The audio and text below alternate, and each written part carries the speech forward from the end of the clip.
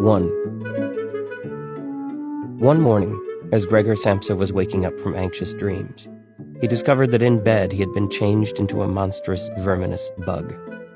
He lay on his armor-hard back and saw, as he lifted his head up a little, his brown, arched abdomen divided up into rigid, bow-like sections.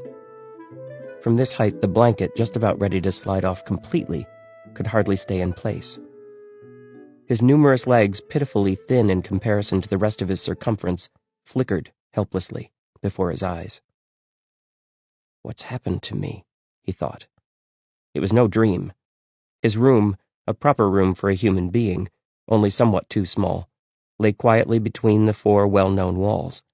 Above the table on which an unpacked collection of sample cloth goods was spread out — Samsa was a traveling salesman — hung the picture which he had cut out of an illustrated magazine a little while ago and set in a pretty gilt frame. It was a picture of a woman with a fur hat and a fur boa. She sat erect there, lifting up in the direction of the viewer a solid fur muff, into which her entire forearm disappeared.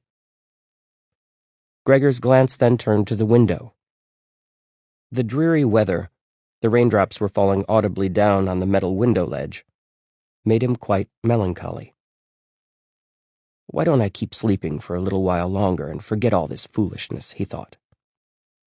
But this was entirely impractical, for he was used to sleeping on his right side, and in his present state he couldn't get himself into this position.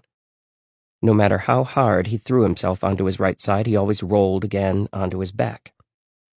He must have tried it 100 times, closing his eyes so that he would not have to see the wriggling legs, and gave up only when he began to feel a light, dull pain in his side, which he had never felt before.